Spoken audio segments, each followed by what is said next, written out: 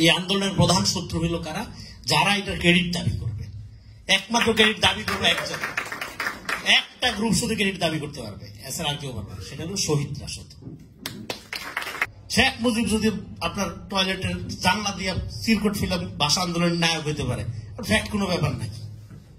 Fact নিয়ে আপনি tension করতেছেন কেন?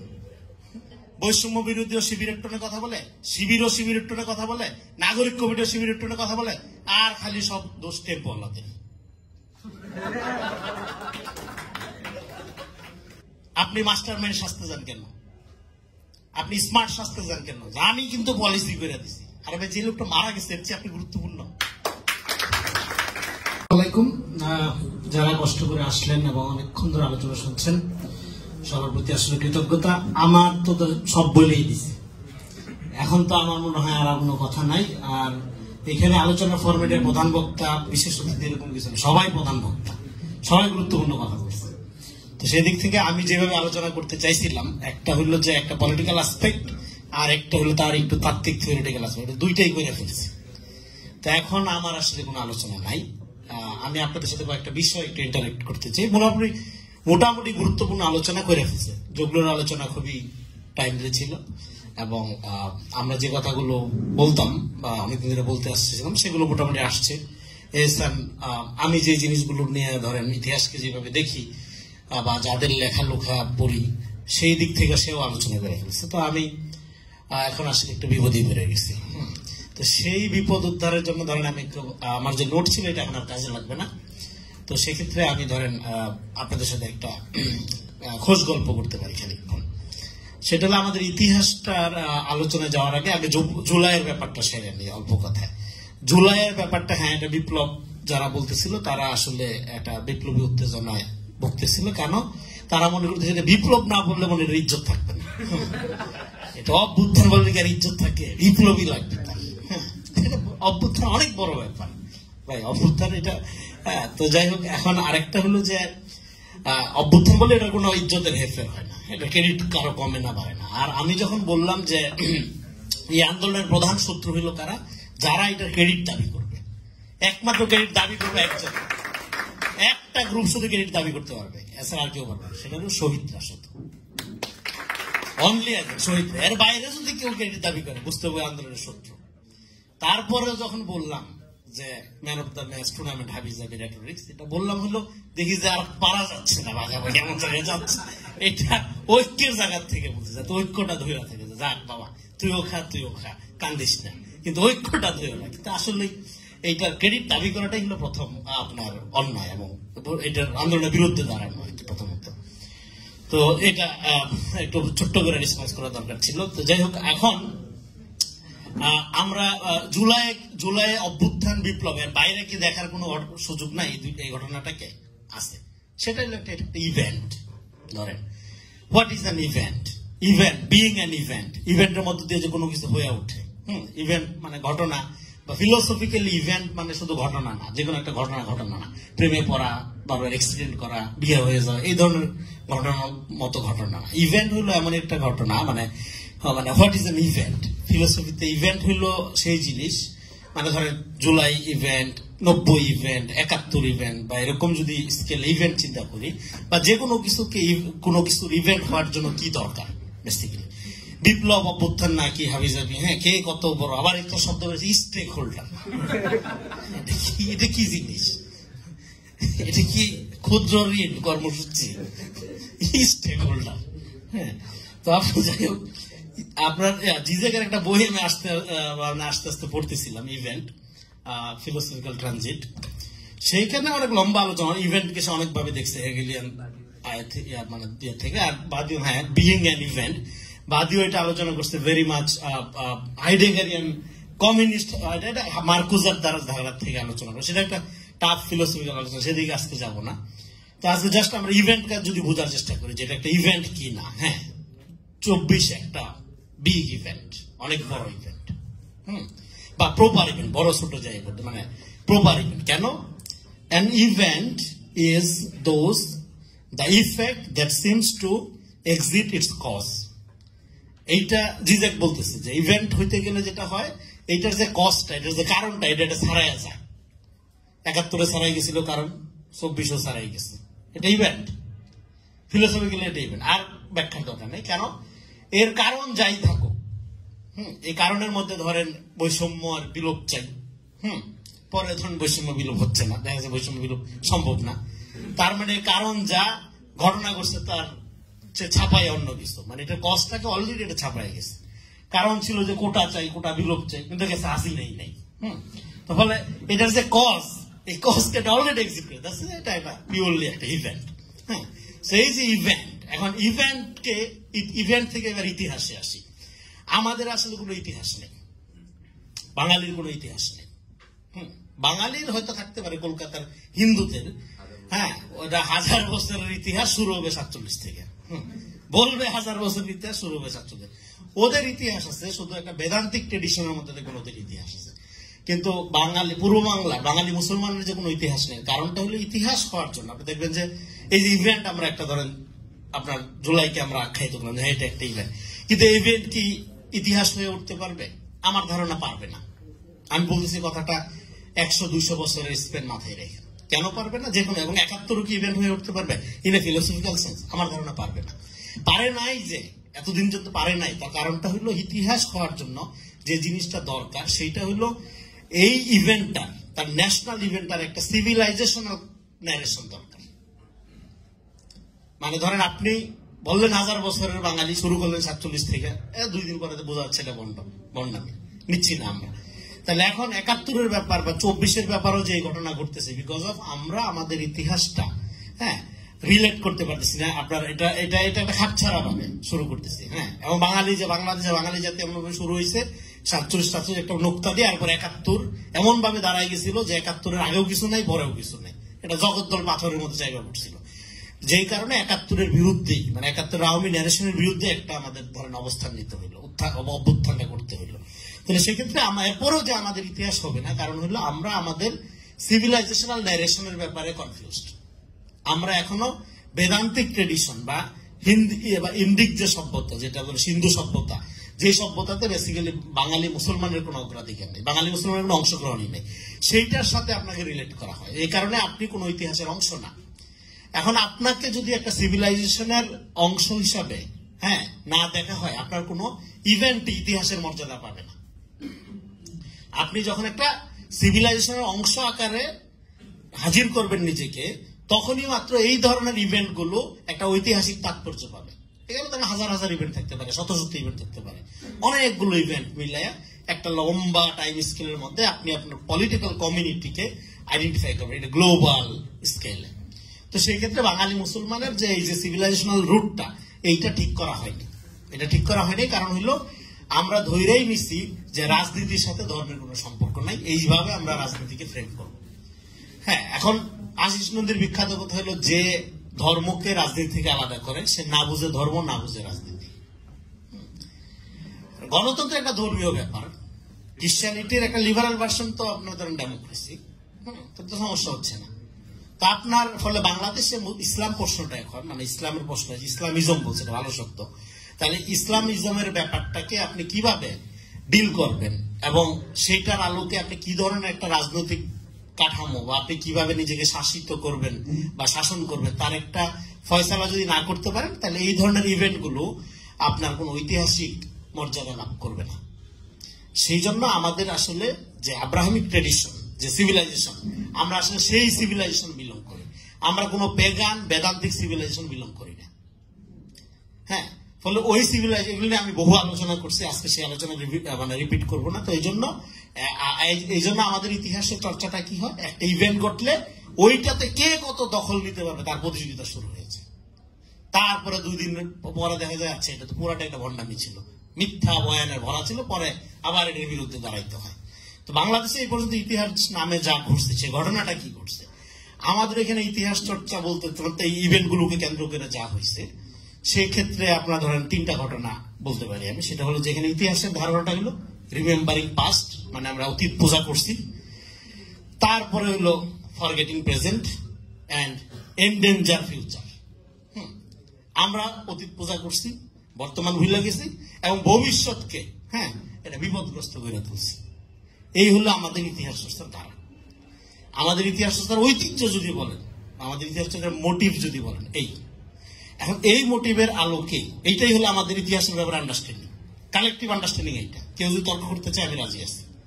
হ্যাঁ, এই কালেকটিভ আন্ডারস্ট্যান্ডিং এর মধ্যে থেকে আপনি যখন জুলাইরে প্রজেক্ট করেন, এটা বিপ্লব করেন, এটা আরো বড় কিছু হইতো, এর পরিণতি এরকমই হইতো। কারণ আপনার ইতিহাসের আন্ডারস্ট্যান্ডিং তো এরকম, আপনি ইতিহাসকে পারসিভ করেন এইভাবে, আপনি ইতিহাসকে প্রজেক্ট করেন এইভাবে। কারণ হইল মানে ইতিহাস পূজার যে সংস্কৃতি, সেটার মধ্য থেকে এই জাতি বের হইতে পারেনি।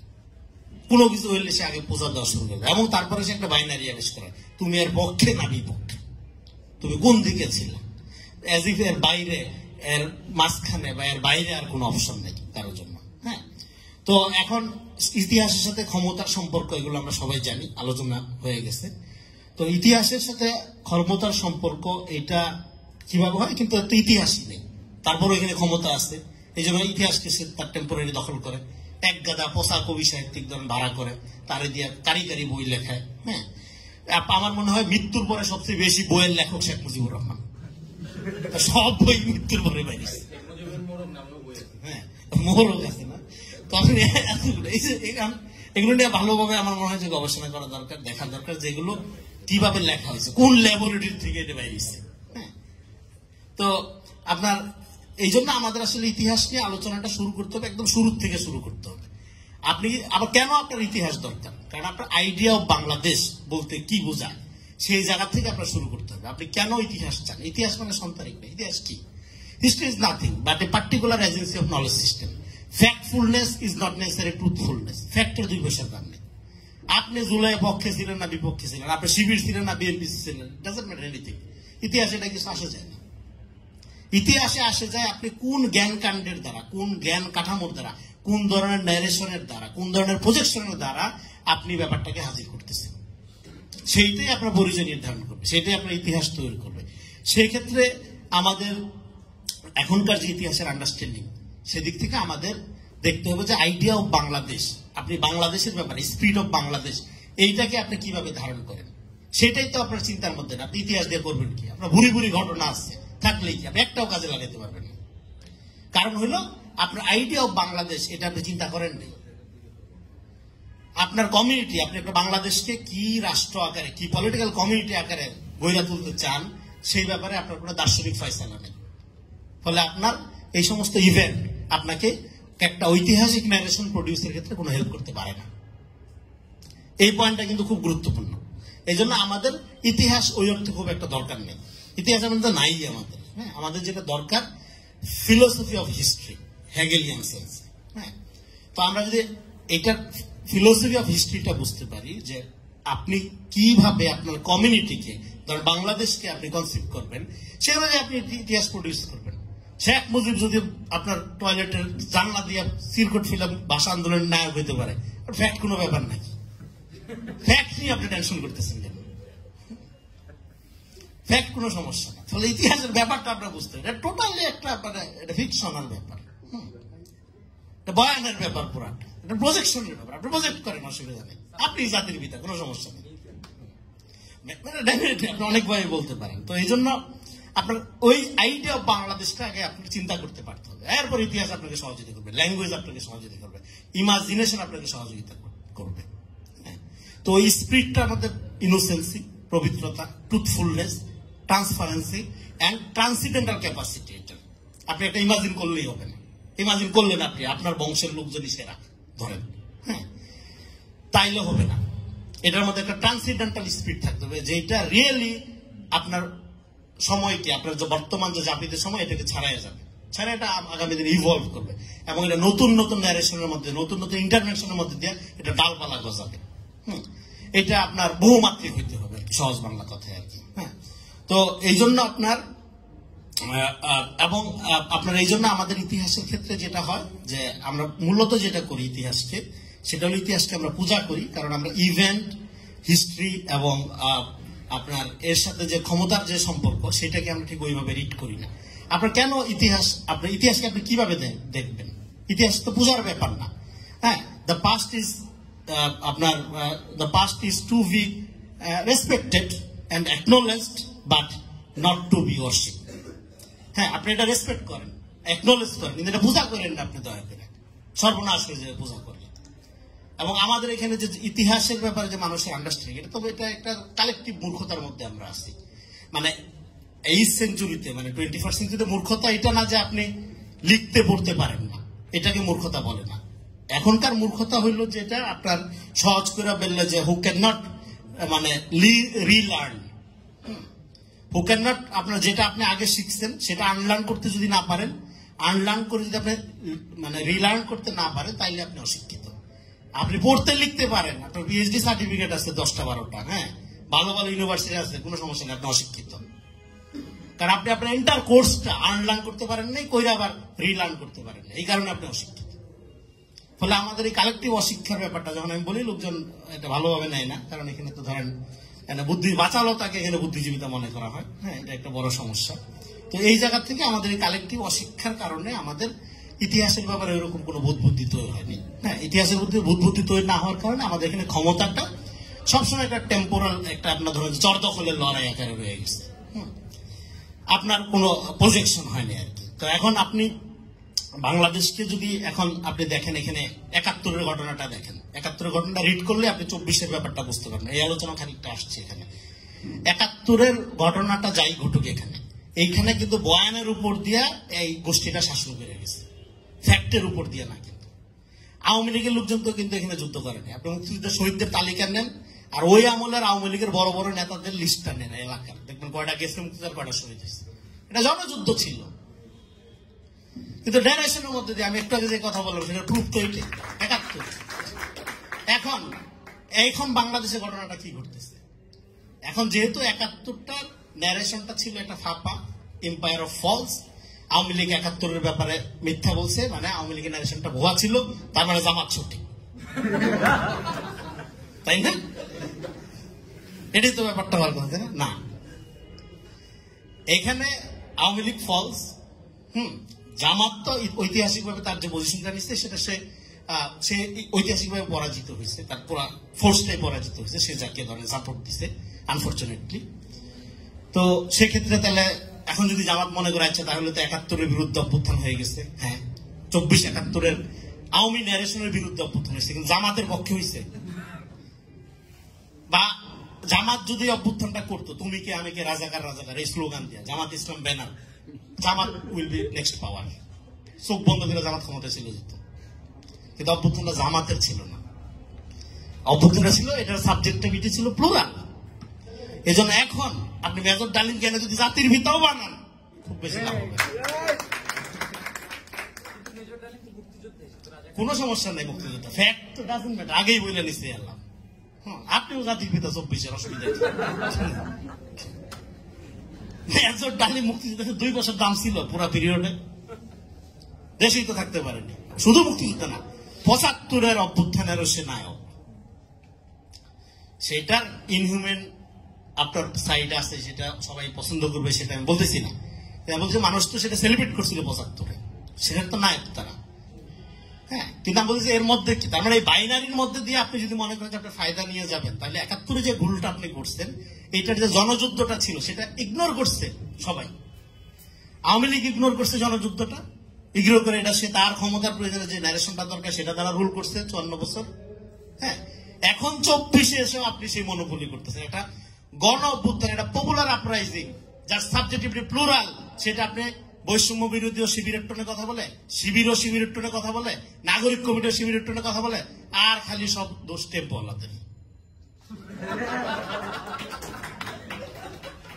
হইল কিছু। আপনি ব্যাপারটা বুঝে নিতে, এটা কালেক্টিভ, এটা আপনি কেন এটা ইয়া করতে চান? আপনি এখানে আপনি মাস্টার মাইন্ড শাস্তে যান কেন? আপনি স্মার্ট শাস্তে যান কেন? আমি কিন্তু পলিসি করে দিছি, আর যে লোকটা মারা গেছে এর চেয়ে আপনি গুরুত্বপূর্ণ? এখানে সবাই ছিল, আমরা সবাই ছিলাম। এটা স্পিডটা বোঝার চেষ্টা করেন। আপনি যখনই নিজেকে অতি চালাক, নিজেকে অতি বুদ্ধিমান, অতি অ্যাডভান্স দাবি করতে যাবেন, আপনি আওয়ামী লীগের পলিটিক্সের মধ্যে ঢুকে যাবেন।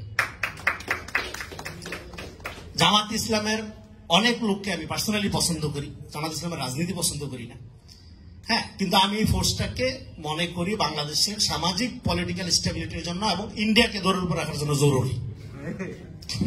কিন্তু এখন তারা যে ঝগড়া শুরু করছে, এখন বিএনপি জামাত ধরেন এইটার সুযোগ, এখন কি অবস্থা, এটা পবিত্র পার্টি, তার সবই ভালো, এটা তো বলা যাবে না।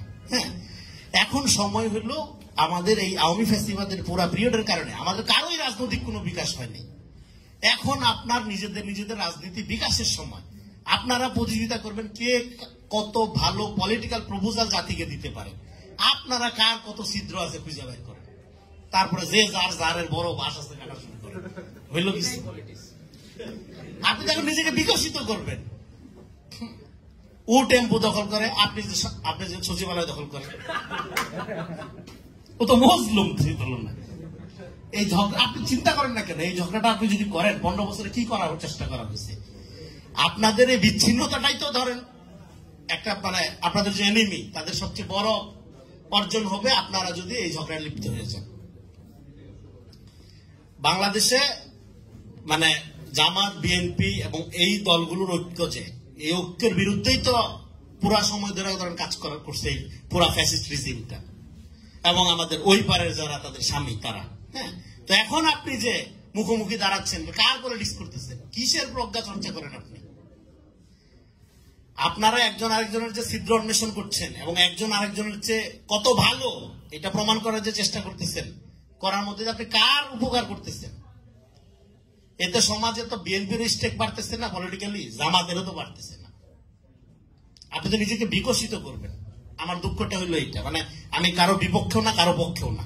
এখানে আমার পলিটিক্যাল অবস্থানটা হইলো আপনার ফ্যাসিবাদ বিরোধী সমস্ত রাজনৈতিক শক্তিগুলোর মধ্যে একটা ঐক্যের জায়গায় ফাংশন করা। কোন পলিটিক্যাল পার্টির স্পোক্স পার্সন হিসেবে কথা বলা আমার কাজ না। হ্যাঁ, অবশ্যই প্রয়োজনের সময় বলবো, বা যখন বলতে হয় বলবো। আবার আমার নিজের রাজনৈতিক ইচ্ছা হলে আমি দলও করবো, সেটা পরিষ্কার ঘোষণা দিয়েই করবো, অসুবিধা নেই। হ্যাঁ, কিন্তু আপনার এই মুহূর্তে জরুরি কাজ হলো স্পিরিটের যে প্লুরাল আপনার সাবজেক্টিভিটি, সেইটাকে ঐক্যবদ্ধ রাখা, এবং এইটাকে ঐক্যবদ্ধ না রাখলে বলে আপনি দেশ গঠন করতে পারবেন না। এখনই আপনি যদি স্টেকের ভাগাভাগিতে চলে যান, এখনই কে কাটছে কত সুপিরিয়র, কার হাতে দেশ আগামীতে কত ভালো হবে। হ্যাঁ ভাই, এগুলো দেখছি কার হাতে কত ভালো ছিল। আপনি কম্বাইনলি দেশ চালাইছেন, তারপর আওয়ামী ফ্যাসিবাদ ফেরত আসছে, আপনার কম্বাইনলি ফেল করছেন। এখন আপনি একজন আরেকজন সুপিরিয়রিটি দেখান আমাদের, না?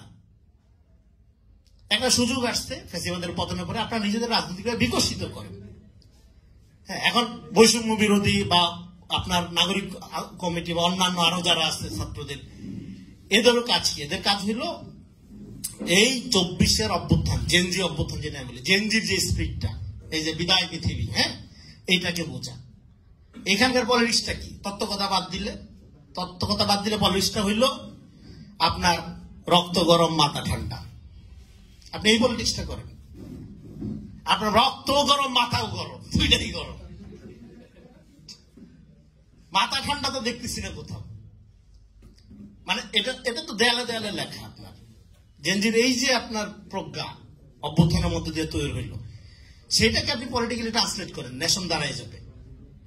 আপনার বাংলাদেশ পুনর্গঠন তো খুব সহজ, খুবই সহজ। আওয়ামী লীগ যা করছে আপনি তা করবেন না, তার উল্টাটা করবেন, শেষ, পরিষ্কার। এত সংস্কার এই সেই, হ্যাঁ, এত ধানাই বাড়ির কথা তো দরকার নেই। আওয়ামী লীগ যেটা করছে এটা উল্টাটা করেন, দেশ দাঁড়ায় যাবে।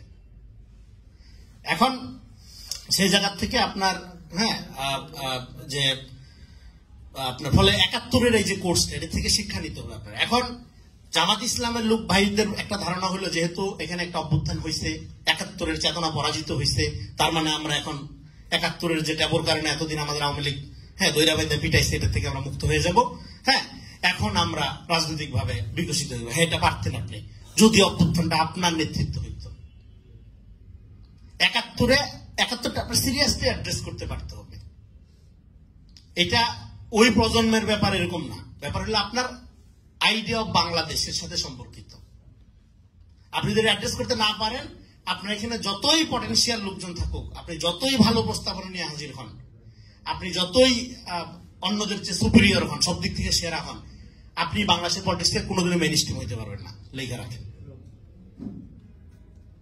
ইতিহাসের পরাজিত শক্তিকে নেক্সট ইভেন্ট ঘটাইয়া ইতিহাসকে ইরেজ করে নতুন ইতিহাস তৈরি করে তারপরে শুরু করতে হয়। এটা সারা পৃথিবীর নিয়ম। এখন অন্যদের একটা অভ্যুত্থান, অন্যদের মানে আপনিও তার পার্ট ডেফিনেটলি, কিন্তু সেটা আপনার এজেন্ডা বা আপনার পলিটিক্যাল ইডিওলজির প্রতিষ্ঠার জন্য করা হয় নাই। সেইটাকে আপনি যদি মনে করেন আপনার অতীত যে মানে ফেলিওর, সেইটা রিপ্লেসমেন্ট আকারে কাজ করবে, এটাই আপনার নতুন ইভেন্ট হবে এবং ৭১কে ২৪-এর মুখোমুখি দাঁড় করে দিবেন, এটা আওয়ামী ফেনোমেনা। আওয়ামী লীগ এই জিনিসটাই করছিল। ৭১-এর জনযুদ্ধটাকে আওয়ামী লীগ মনে করছে পাইয়া গেছে, অসুবিধা নেই, চিরস্থায়ী বন্দোবস্ত কায়েম করে ফেলবো, টুঙ্গিপাড়া জিন্দাবাদ হয়ে যাবে, অসুবিধা নেই। আপনি ঠিক ২৪ নিয়ে এই কল্পনা দেখতেছেন। এই জন্য আপনি ৭১-এর মুখোমুখি। ৭১-এর ঘটনাটা কি, আমরা একটা স্বাধীন দেশ পাইছি, ঠিক আছে, বাংলাদেশ এত বড় বড় কথা, বাহাদুরি, হ্যাঁ, পাকিস্তানের পাসপোর্ট নিয়ে যাইতেন, দেখতেন অবস্থাটা কেমন লাগে। কিন্তু আমরা রাজনৈতিক ভাবে পরাধীন ছিলাম। একটা কমিউনিটির স্বাধীনতা দুইটা অন্তত, গোপালগুরুর আলোচনা আমি এর আগে লিখছিলাম কোথায় যেন, একটা দেশের স্বাধীনতা দুইটা কম্পোনেন্ট লাগে, একটা হলো দেশের স্বাধীনতা আর একটা হলো রাজনৈতিক স্বাধীনতা। ২৪ আপনাকে রাজনৈতিক স্বাধীনতা এনে দিচ্ছে। এইটা তো ৭১-এর ইনকমপ্লিট কাজটাকে কমপ্লিট করার জন্য আসলো, আপনি এটাকে মুখোমুখি দাঁড় করাই দিলেন। এই জন্য আমরা ইতিহাসের মুক্তির কথাটা যে বলতেছি ২৪-এর পরে, আপনার টোটাল ইতিহাসটা, টোটাল কমিউনিটির ইতিহাসটা ২৪-এর পরে আমরা কিভাবে দেখব, সেইটা হলো শুধু ৭১-এর মুক্তি না, ৪৭-এর মুক্তি না, তিতুমিরের মুক্তি না, আমার গোটা কমিউনিটির ইতিহাসের প্রকল্পের একটা রেস্কিউ লাগবে। আমার কমিউনিটির ইতিহাসটাকে আমরা একটা সিভিলাইজেশনাল লিঙ্কের সাথে রুটেড করতে হবে, লিঙ্ক করতে হবে। এটা পেগান বেদান্তিক ইন্ডিয়ান রুট থেকে সরাইয়া আমি আমার আব্রাহামিক সিভিলাইজেশনাল যে রুট, সেখানে আমি ধরেন এস্টাবলিশ করবো, তার সাথে লিঙ্ক করব। করার মধ্য দিয়ে আমি পুরা কমিউনিটির ইতিহাসের যে প্রকল্পটা, সেটাকে আমি রেস্কিউ করব। সেটাকে আমরা বলতেছি ইতিহাসের মুক্তি। আমরা ইতিহাসের মুক্তি এটাকে বলতেছি না যে আপনি ৭১-এর মুখোমুখি ২৪-কে দাঁড় করাই দিয়া এইবার আপনি সেরা, আপনি মেজর ডালিম জাতির পিতা, অসুবিধা নাই, আমরা সবাই রাজাকার গর্বিত। এইটা না রাজনীতি, আপনি ফেল করবেন এটা করলে। হ্যাঁ, এবং রিলিজিয়নের কোশ্চেনটা থাকবে, ডেমোক্রেসিতে যেরকম ক্রিশ্চিয়ানিটির কোশ্চেনটা আসছে, ফলে বাংলাদেশের আগামী দিনের রাষ্ট্র গঠনে ইসলামের প্রশ্নটা থাকবে। সেটা কিভাবে থাকবে, সেটা মূল্যবোধ অর্থে থাকবে। এবং আমাদের একটা মূল্যবোধ ভিত্তিক রাষ্ট্র করতে হবে, কমিউনিটি ভিত্তিক, মানে ইডিওলজি ফোর্স, মতাদর্শ ভিত্তিক রাষ্ট্র করলে হবে কি, এইরকম একটা আওয়ামী সুপ্রিমেসি চর্চা হবে। মতাদর্শের ফাইটটা সমাজে থাকবে। আপনি শরিয়া চান, ওকে, আলহামদুলিল্লাহ, ভালো কথা, আমি আইনের শাসন চাই, কোনো বিভেদ নেই। আপনি শরীয়তের পরিভাষায় চাচ্ছেন, আমি সেকুলার পশ্চিমা শিক্ষার পরিভাষায় চাচ্ছি। আপনার আইন ডেরাইভ করবে কোরআন সুন্নাহর আলোকে, আমারটা হলো আধুনিক ওই কি বলে মানবতাবাদী স্পিরিটের আলোকে। একই জিনিস চাচ্ছি বেশি, তো ওকে লেটস ডিবেট। তারপরে যেটা যুক্তিসঙ্গত হবে, তারপরে যেটা মানুষ ডিসাইড করবে, সেই অনুযায়ী দেশ চালিত হবে। কিন্তু রাষ্ট্র যদি আগেই ডিসাইড করে নেয় যে এইটাই হইল তার আদর্শ, রাষ্ট্রের কোনো আদর্শ থাকবে না, রাষ্ট্রে থাকবে কিছু ভ্যালুজ। রাষ্ট্র যখন আদর্শবাদী হয়, এটা ফ্যাসিস্ট হয়। পৃথিবীতে প্রত্যেকটা ফ্যাসিস্ট রাষ্ট্র গণতন্ত্রের মুখোশ পরে আসছে। কোন রাষ্ট্র পৃথিবীতে এইভাবে আসে না যে আব্বা আমি এবার ফ্যাসিজম কায়েম করবো, আপনারা আমার সমর্থন দেন, এভাবে আসেন নাই। তাহলে আপনি যে ইডিওলজিক্যাল আপনার যে ধরেন উত্তেজনায় ভুগতেছেন, ভূমিকা ভাবতেছেন আপনি ক্ষমতা নিয়ে নেবেন, আপনাকে ইরেজ করে দেওয়া হবে। এরপরে গ্লোবাল মার্কেটের অবস্থা নাই বললাম। হ্যাঁ, ইসলাম এখনো ঠিক আছে, ওয়ারেন্টারের প্রজেক্ট নাই, কিন্তু বাংলাদেশকে কেন্দ্র করে ইন্ডিয়ান যে আপনার ধরেন যে দৃষ্টিভঙ্গি, সেটা তো চেঞ্জ হয়নি। সেখানে আপনি এখন ইডিওলজিক্যাল উত্তেজনায় ভুগতেছেন। আপনি আগে সমাজে নিজের স্টেক বাড়ান, আপনি সামাজিক ভাবে আরো নিজেকে বিকশিত করেন, তারপরে দেখা যাক 50 বছর পরে আপনি কি করেন। এখনই আপনি যদি মনে করেন যে না, এখানে সেন্ট্রিস্ট একটা লিবারাল ডেমোক্রেটিক পলিটিক্সকে আপনি ক্ষতিগ্রস্ত করে নিজের সুপ্রিমেসি প্রমাণ করবেন, আপনি তো নিজেও মরবেন, গোটা জাতিকে মারবেন। আপনি সবসময় এন্টি পিপুল পলিটিক্স করেন, এগুলো তো কোনো পলিটিক্স না, এগুলো কিসের প্রজ্ঞা। তো ফলে আপনি এই ঐক্যটা বোঝার চেষ্টা করেন, বাংলাদেশের আপনার ইয়াটা বোঝার চেষ্টা করেন। এখন আর আমরা হলো যে এখন ন্যাশনালিজমের কথা বলি, হ্যাঁ, এটা আরেকটা হলো বিএনপি, একটা আছে বাংলাদেশি জাতীয়তাবাদ। করতে পাইছে এটা কিসের বাংলাদেশি জাতীয়তাবাদ? জাতীয়তাবাদ একটা ট্রাইবাল আইডিয়া। বিএনপি যে রাজনীতি করে, এটা হলো স্টেট ফরমেশনের রাজনীতি। বাংলাদেশি আইডেন্টিটিটা কি শুধু বাঙালি ব্যবহার করে, চাকমা ব্যবহার করে না, মারমা ব্যবহার করে না, সবাই ব্যবহার করে। তাহলে বাংলাদেশি আইডেন্টিটিটা এটা তো আওয়ামী লীগের বাঙালি জাতীয়তাবাদের কাউন্টার আকারে আপনার ফিট করার দরকার নেই। আপনি করবেন ভ্যালু বেস পলিটিক্স। আপনিও আরেকটা জাতীয়তাবাদ দাঁড় করেছেন, মানে আওয়ামী লীগের নকল না হলে ভালোই লাগে না। তার দরকার কি আওয়ামী লীগের রিঅ্যাকশনারি পলিটিক্স করেন? বিএনপি কে সবাই যে আন্ডারমাইন করে, এটা কারণ আছে তো।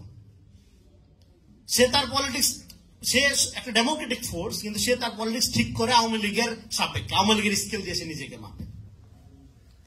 তার তো ন্যাশনালিজম করার দরকার নেই। বাংলাদেশি জাতীয়তাবাদ তো কোন জাতীয়তাবাদ কিন্তু কথাই হইতে পারে না। এটা কি জিনিস আবার? বাংলাদেশি যখন আপনি বলতেছেন, আপনি একটা, হ্যাঁ, আপনি রাষ্ট্রবাদী রাজনীতি করেন, যে রাষ্ট্রটা সমস্ত কমিউনিটির হককে এনশিওর করবে। আপনি তো এমনিতে আগে আসছেন, আপনার আবার জাতীয়তাবাদ করার দরকার কি? আপনার নেতা কি জাতীয়তাবাদ করছে? আপনার নেতা সময় পেয়েছে কয় মাস? 3 বছর 4 মাস্টার, দেশটা কই নিয়ে গেছে? এখনো বাংলাদেশের যে বেসিক যেটা বলেন ডেভেলপমেন্টের মডেল বলেন বা আত্মসম্মান অর্জনের মডেল বলেন, জিয়া রহমানের মডেল। এবং নতুন যারা রাজনীতি করতে চাচ্ছে তারা কি বলতেছে? তারা জিয়ার উদাহরণে ফিরে যাচ্ছে, কিন্তু আপনি ফিরে যাচ্ছেন না বিএনপি করে। জিয়া রহমানের রিভাইভ হচ্ছে, পুনরুত্থান হচ্ছে, রেজারেকশন হচ্ছে, আর আপনি তার নামে স্লোগান দিয়ে ডুবাইতেছেন। এগুলো কিসের রাজনীতি? তো এই জন্য আমি বলতেছি যে আমাদের এই আপনার মানে পুরা প্রকল্পটাকে, আমাদের যে পুরো কমিউনিটির প্রকল্প, আমি খুব বিচ্ছিন্নভাবে নোক্তা দিয়ে গেলাম যাতে আপনারা আরো ডিটেইল আলাপ করতে পারেন আপনাদের মতো করে। হ্যাঁ, তো আমাদের ইতিহাসের যে পুরো প্রকল্পটাকে রেস্কিউ লাগবে। সেই রেস্কিউটা একটা ঐতিহাসিক ভাবে যেরকম লাগবে, ইতিহাসের ন্যারেশনের দিক থেকে লাগবে, এটা ফিলোসফিক্যাল আন্ডারস্ট্যান্ডিং এর দিক থেকেও লাগবে। আমি কতগুলো কথা খুব রুডলি বললাম, এটা বললাম কারণ ইমিডিয়েট এখন ঝগড়াটা দেখতেছি আমরা, ইতিহাস দখলের ঝগড়া শুরু হয়ে গেছে। হ্যাঁ, আপনি ইতিহাসের উপর দখল না নিলে ক্ষমতার দখল নিতে পারবেন না, কিন্তু তাই বললে আওয়ামী লীগ যেটা করছে আপনি সেটা করবেন। ৭১ যেই মিস্টেক হয়েছে আপনিও সেটা করবেন। আপনার পলিটিক্স বা ইতিহাসে আপনি যত স্ট্রেট ফরওয়ার্ড হবেন তত আপনি সুবিধা পাবেন, আর আপনি যত ঘুরাই খাবেন তত আপনি পেঁচে পড়বেন। তো এখন আমাদের যেটা দরকার সেটা হলো এই যে কালেকটিভ বা প্লুরাল সাবজেক্টিভিটি বলতেছি, এইটার যে স্পিরিটটা, এটা একটা ট্রু ইভেন্ট, এটা কষ্টে ছাড়াই গেছে, এইটাকে আপনি রিকগনাইজ করতেছেন না। যদি রিকগনাইজ না করেন কনসিকুয়েন্সটা কি হবে? কনসিকুয়েন্স হবে ঠিক আওয়ামী লীগের সাথে জাসদের যে ঘটনা ঘটছিল আপনার সাথে একই ঘটনা ঘটবে। এই জেনজি কোনো দান্দার জন্য আন্দোলন করে নাই, মরতে যায়নি। ফলে আপনি যদি তার স্পিরিটটাকে অ্যাকনোলেজ না করেন, তাকে যদি আপনি অ্যাকোমোডেট না করেন এবং সেই অনুযায়ী যদি একটা রাষ্ট্র পলিটিক্যাল কমিউনিটি তৈরি না করেন, সে এখন তো জেনজি আছে, প্রেম করে, সেট করে, হ্যাঁ, 5-7 বছর পরেও কিন্তু আপনার ছেলের বাবা হবে এবং এই হতাশাটা দেখবে এবং সে রিভোল্ট করবে, প্রতিশোধ নেবে এবং চরমতম প্রতিশোধ হবে সেটা আপনি মনে করেন ছাত্র প্রতিনিধি, হ্যাঁ, এইবার আপনিও ক্ষমতার একটা বাগবাটোয়ার মধ্যে যাবেন, আপনি বিএনপি, আপনি জামাত, হ্যাঁ ঠিক আছে, চলে বলে কৌশলে ক্ষমতায় আসতে পারলেই হয়, কিন্তু আমি বলছি চরম প্রতিশোধ দিবে। কারণ 24-এ একটা নতুন ঐতিহাসিক কর্তাসত্তার আবির্ভাব হয়েছে, একটা হিস্ট্রিক্যাল সাবজেক্টিভিটির আবির্ভাব হয়েছে, বাচ্চা ইনোসেন্ট পোলাপানের জীবনের মধ্যে দিয়ে। ইট উইল পানিশ আস। ফলে এটা আপনারা ভয় পান। আমি বলছি আনন্দের ব্যাপার না, আপনি হাসিনা থেকে স্বাধীন হয়েছেন, এটা ভয়ের ব্যাপার। এটা আপনি কি পরিমাণ, কত বড় রেসপন্সিবিলিটি আপনার ঘাড়ে আসছে আপনি বুঝতেছেন? নাচানাচির ব্যাপার না তো। হ্যাঁ, শহীদরা প্রতিশোধ দেবে এবং চরমতম প্রতিশোধ হবে। সেই প্রতিশোধ আপনার মোকাবেলা করার সামর্থ্য কোনো জীবিত মানুষের থাকে না। ধন্যবাদ সবাইকে। আমার কথা নির্দেশ